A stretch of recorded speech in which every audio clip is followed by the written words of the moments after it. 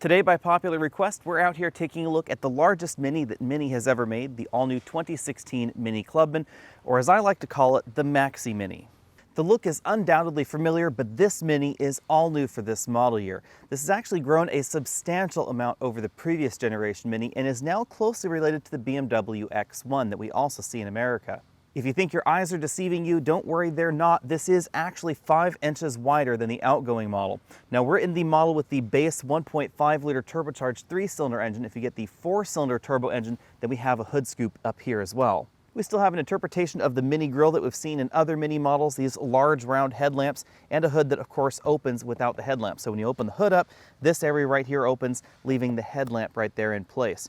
We have the optional LED headlamps in our particular model, but these don't steer in the corners. That is yet another option on the Mini. We also have the optional fog lamps down here as well. The Clubman isn't just wider than before, it is also significantly longer than before. This has grown a full foot over the previous generation and is now 168.3 inches long. That means this is now 16 inches longer than a Mini Cooper 2-door and a full 7 inches longer than a Mini Countryman, which is the Mini SUV. In terms of comparisons, this is between a Ford Focus and a Ford Fiesta, although it's a little bit closer to the Ford Focus hatchback size, and it's right about the same length as a Volkswagen GTI 4-door.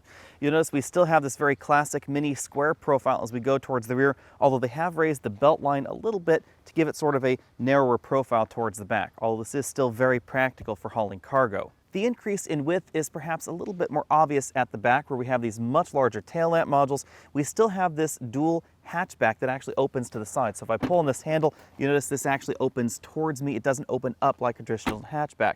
It is split in two so you can open each side. You'll also notice that this is one of the few passenger vehicles in America that has 2 windshield wipers in the back. Our model also has the optional parking sensors that are well integrated into the rear bumper.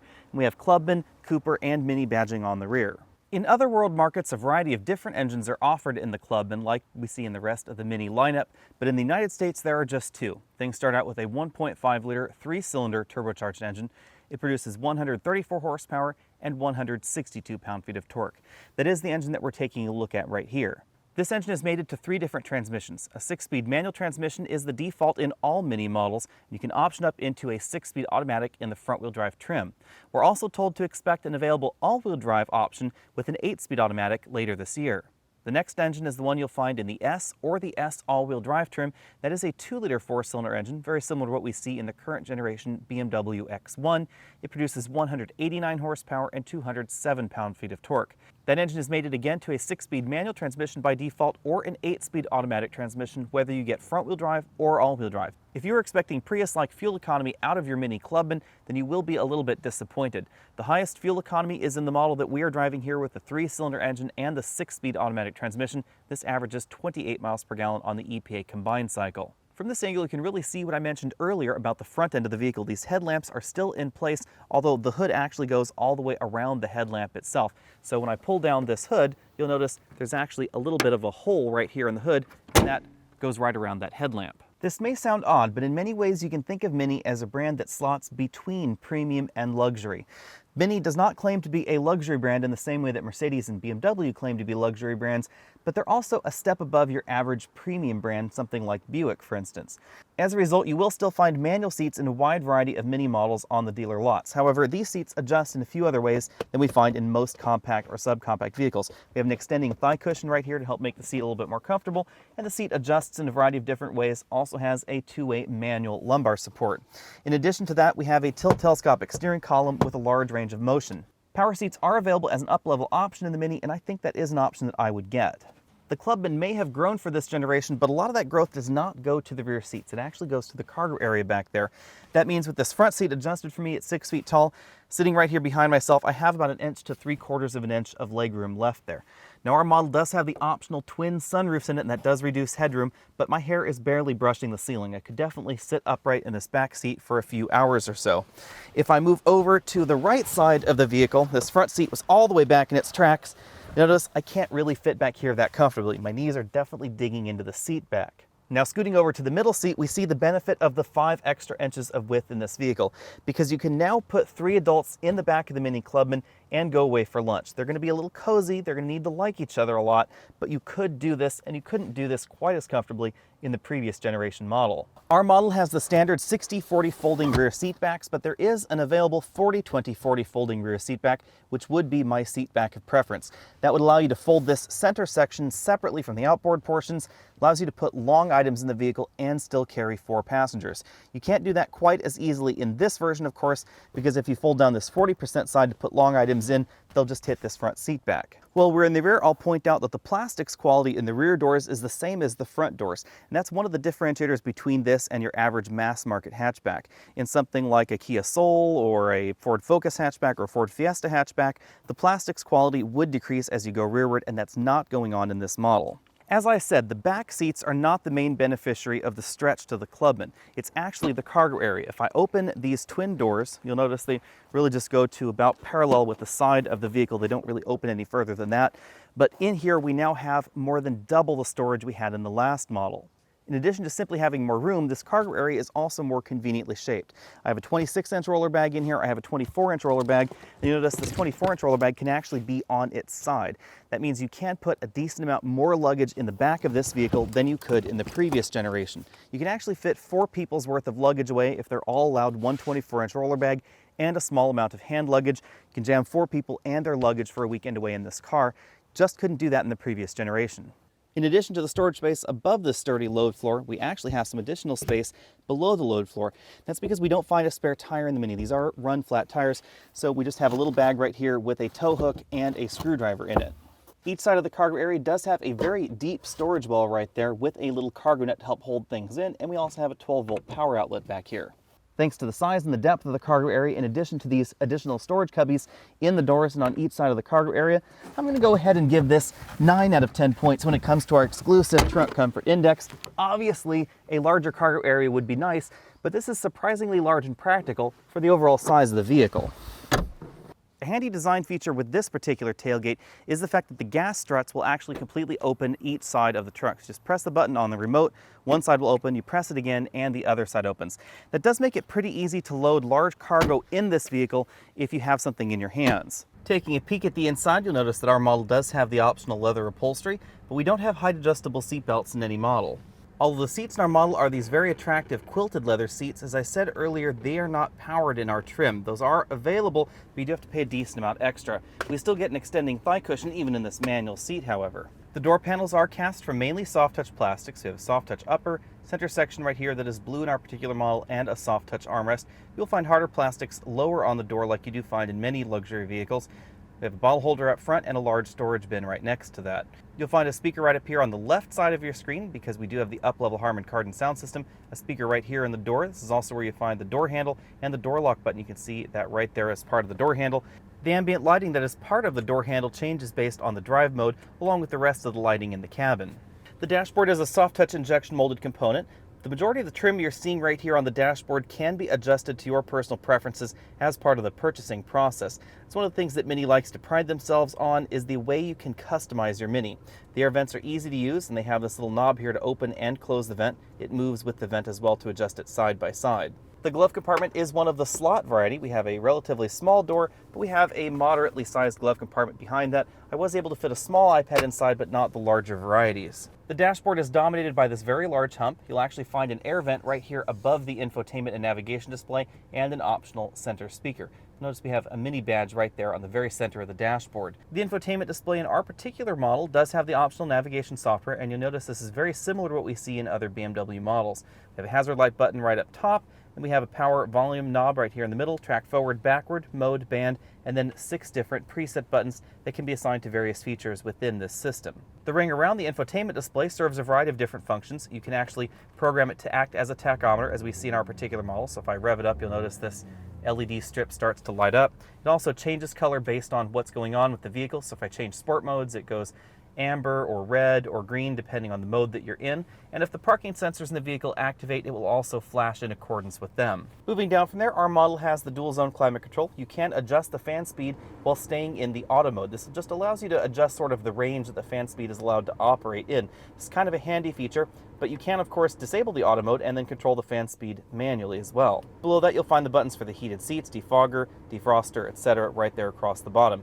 Then we have toggle switches right across the bottom for various options. Our particular vehicle just has these ones in the center. This is the enable disable button for the start stop system, the start stop button itself, which actually starts the engine, and the stability and traction control on off button. The shifter is a fairly typical console shifter. Drive is all the way down, as you can see right there. The manual and sport mode is over to the left. Simply moving it to the left engages the sport mode. If you want manual mode, then you start tapping this up or down.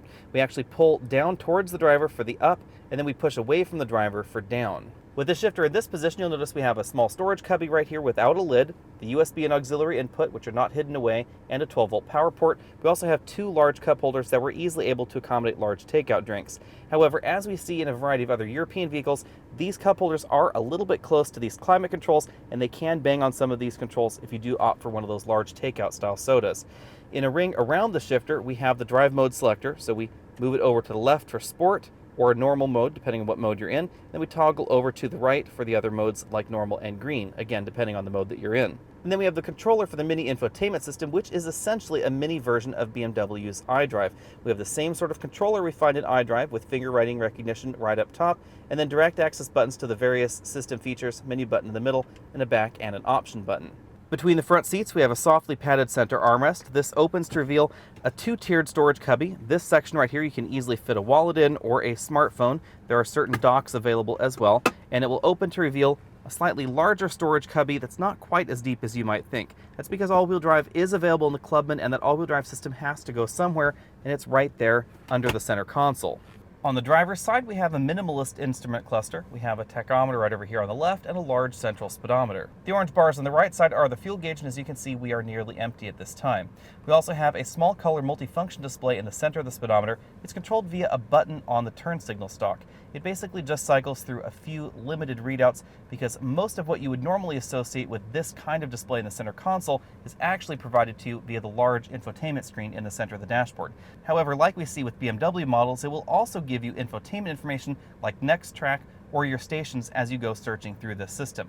You should also keep in mind that a heads-up display is available in the Mini model, and it would be positioned up there on top of the dashboard and function very like BMW models. As we've seen in other Mini models, the instrument cluster does tilt with the steering column, but it does not telescope as you pull the steering wheel out. The steering wheel itself is a very round steering wheel with large sport grips right up top and 3 spokes. On the left side of the steering wheel, you'll find the buttons for the cruise control. On the right side, you'll find the buttons for the infotainment system, volume up, down, and then track up, down as well, voice command button, and a phone button right there. The first thing you'll notice out on the road with this Clubman is how much weight this has gained over the previous generation and how much heavier this is than the two-door Cooper. This is about 500 pounds heavier than the two-door model, and it's about 415 pounds heavier than the last generation Clubman, and that affects basically every aspect of this vehicle's performance out on the road. Acceleration with this base 3-cylinder engine is glacial. We ran from 0 to 60 in 9.5 seconds, which is only a hair faster than a Toyota Prius. In comparison, the last Mini Cooper with the same engine and essentially the same transmission ran from 0 to 60 in 7.3 seconds. That's a pretty big difference between the two.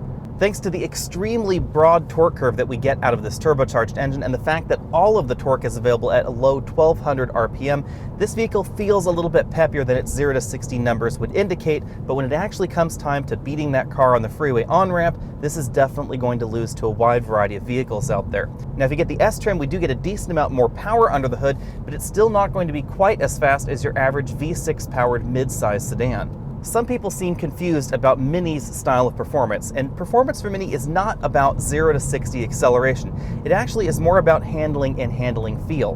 When it comes to braking, our model with the optional tire package went from 60 to 0 in 118 feet, which is definitely shorter than your average compact or mid-size sedan. So this definitely brakes from 60 to 0 very quickly, and I'm going to give this an A+ when it comes to braking. Handling, however, comes in at an A-, because as I said, the Mini brand is more about handling and handling feel than it is about acceleration, but this Mini Clubman is a little bit less about handling feel than it is about practicality compared to some of the other Mini models out there.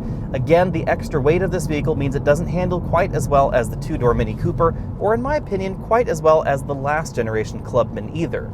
However, when you start to push this in the corners, this is clearly one of the best front-wheel drive-based vehicles available in America. Absolute grip depends heavily on the tire package that you select, and like the other options in this vehicle, there are a wide variety of tires to choose from. As we see in other Mini models, this Clubman, even with a 3-cylinder engine, has a fairly firm suspension.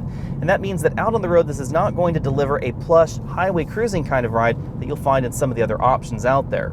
Thanks to a longer wheelbase and honestly the increased weight in this generation of the Clubman, the ride is improved out here on these gravel roads. However, you should still know that the Minis are tuned to have very firm suspensions, and that means this is not going to be as cushy as your average hatchback. Whether you're out on a gravel road like this or you're out on a freeway that has large gaps in their expansion joints, you'll definitely feel the firm nature of this suspension. There is an available adaptive suspension. That's an option that I might get if I were Mini shopping because it does help improve the ride just a little bit. In general, this generation of the Clubman is more refined than the previous generation, and that also includes cabin noise. We scored 71 decibels at 50 miles an hour in terms of cabin noise, and that does put this among the quieter entries in this hatchback segment. If you're comparing this to something like a Mercedes CLA sedan, keep in mind that sedans in general are a little bit quieter in the cabin because they have a trunk back there, and in this vehicle, the tops of the rear suspension and the cargo area are all open to the cabin. That generally increases cabin noise. As I said earlier, if you were expecting this 3-cylinder turbocharged engine to deliver Prius-like fuel economy, then you will definitely be disappointed. Over a week and about 500 miles of very mixed driving, we've been averaging about 27 miles per gallon, which is a little bit lower than the EPA says you should get. However, we have been driving this Mini a little bit harder than I think the average person would. Therefore, that 1 mile per gallon difference is pretty explainable. However, you're never going to get 40 or 50 miles per gallon in any version of this Mini. When it comes to fuel economy, the overall design of the Mini, the sporting mission, the turbocharged engine, the wide tires, etc., they're all really at odds with high fuel economy figures. So while fuel economy is obviously better than your average mid-size sedan, it's never going to approach your average compact sedan in America, because something like a Honda Civic will average about 5 miles per gallon better than this, even when you're driving it hard. So what does Mini really mean when they talk about go-kart handling dynamics? They're really talking about the fact that this vehicle is wide, it's low, it's relatively small, relatively light, and the steering is fairly quick as well. That means that when you're going around these corners, not only does it handle well, but it doesn't really take much of a turn of the steering wheel to get you around the corner. That gives you that overall go-kart-like feel. Now, out on the highway, that can make the Mini feel a little bit twitchy, but overall I think it's a good compromise. This is definitely a fun car to drive out on these winding mountain roads. If I were Mini Clubman shopping, it would definitely have to be the S model with the all-wheel drive system. The all-wheel drive system solves some of the front-wheel drive dynamics that we get in basically every other Mini out there, where you can still get torque steer, you still get some front-wheel spin, some traction issues, especially in those higher horsepower models, and it also makes the handling just a little bit more neutral under power. It does add a little bit of extra weight, it will sacrifice a little bit of fuel economy, but I think it's a worthy trade-off. I would also definitely get the 4-cylinder turbocharged engine. Now, it will drop your 0 to 60 time considerably over this model, down to around 6.6 to 6.5 seconds. However, there are still a wide variety of mid-sized sedans that will go a decent amount faster than that 0 to 60.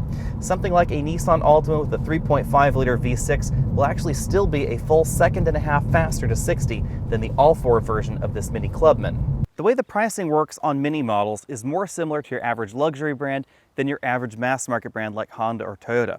That's because while there are definite trim levels in the Clubman, like we find in the rest of the Mini models, there are also a huge number of standalone options. There are thousands of ways of configuring your Mini model. You do need to keep that in mind. The base model starts just over $24,000, and $1,500 will add you the automatic transmission. If you want the S model, that's $27,650, and the S all-wheel drive will send you back $29,450. Now, we are told to expect a base model with all-wheel drive that will be around $25,900, but we haven't seen that available for configuration yet. In addition to the usual options like leather upholstery, upgraded headlamps, upgraded engines, transmissions, all-wheel drive, etc., there are a variety of different options available in the Mini models you just don't see in other car companies out there, so you do have to be a little bit careful or you can get carried away with them. Things like hood stripes, mirror cap colors, there are so many different wheels, leather options, cloth options, seat options themselves available on the inside. There are different infotainment options, audio system options, and that's before we even mention the large color palette of available paint colors, roof colors, accessory colors, etc., and the available accessories you can get on your Mini. It's very easy to get a $25,000 base Mini on up to nearly $50,000 if you're not too careful. That said, however, the number of options, accessories, and the insane number of ways you can configure your Mini really are part of the Mini brand.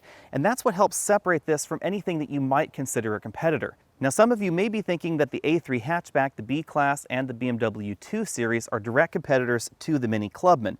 However, if you're thinking that, you're probably living in Europe, and in the United States, those vehicles don't come in the traditional forms that you do see in Europe, where they could compete directly with the MINI. In the United States, the A3 hatchback is their plug-in hybrid only. It's only in that one form. The B-Class in the United States is electric only, and the BMW 2 Series hatchback simply doesn't exist here. That means that when you really start doing the numbers, you're left with competitors that are further removed from this MINI than you find in some other world markets. The Fiat 500L and 500X could be seen as direct competitors to this particular MINI. However, they're going to be less expensive. The 500X starts around $20,000. The 500L starts just under $20,000. Both of those vehicles don't go up to the same kind of pricing level or the same kind of luxury feature or gadget level that we see in this MINI. If, however, you are looking for just a small European hatchback, they are going to be about 20 to 25% less expensive in terms of base price, and they can actually be about 50% less expensive depending on the options you want to put on your Fiat and on your MINI. You're definitely going to pay a premium for the MINI brand, the MINI style, and the ability to customize your MINI. The driving dynamics in the Fiat 500L and 500X are very good, but they're not quite as good as this MINI Clubman, even though this Clubman has gotten a little bit softer and a little bit more comfy as it's aged. In addition, the 9-speed automatic transmission that you see available in the 500X is just not as smooth as the 6-speed or the 8-speed transmissions that we see available in the MINI. Low-end acceleration in the 500X with that 9-speed automatic transmission is excellent. However, this transmission is so much smoother, it would be my preference. I suppose you could also call the Lexus Ct200h a competitor to the MINI Clubman. It ranges from about $31,000 to around $41,000, so it's right in the middle of this MINI Clubman's range. The Lexus hybrid system is without a doubt more efficient than the 3-cylinder engine that we see in this particular model. However, that vehicle is overall not as engaging. And it's not as engaging from an engine standpoint or from a driving dynamics or handling standpoint, even though it doesn't necessarily handle that much worse than this 3-cylinder model that we're testing right here. It's all down to the feel. The Lexus just feels more isolated, it feels a little bit heavier, the steering feel is not as direct, and the steering ratio is not as quick, and that generally leads to a slightly lower excitement level. On the other side of the spectrum, we have the Volkswagen GTI, which is available as a 4-door vehicle. I wouldn't normally call the Golf a direct competitor to the Clubman in the same way. However, the Volkswagen GTI does climb up to similar prices that we see in mid-level trims of the Clubman. The GTI is going to be faster, it's going to handle better, it's also going to be more engaging than we find in this MINI. Interestingly enough, at the same time, it's also going to deliver a more polished ride. The run-flat tires that we have on this model and the general suspension design that MINI likes to employ for their vehicles means that this vehicle tends to have a more go-kart-like feel, both in terms of handling and in terms of the ride out on the road. And something like a GTI is going to feel a little bit more grown-up, perhaps a little bit more polished. As we see with other comparisons, of course, there are many more ways you can configure your MINI, many more ways you can personalize it versus that Volkswagen GTI. So if you're after a car that really reflects you and your personal tastes, you're going to be able to do that in this to a different degree than you will be able to in the Volkswagen. In addition, you also have the same sort of comparisons that you typically get when you compare a luxury brand to a non-luxury brand. There's a certain amount of value in the MINI brand itself, and you definitely are going to have to pay a little bit more for that, just like you would pay more for a Mercedes over a Nissan. The Clubman is the largest, the most practical, the most luxurious, and the most gadget-filled MINI that we have seen to date. You can get features inside this cabin like a heads-up display that you don't find in many other vehicles out there at this sort of price level. I also think that this particular MINI wears the MINI design language just a little bit better than the MINI Countryman, which is their SUV.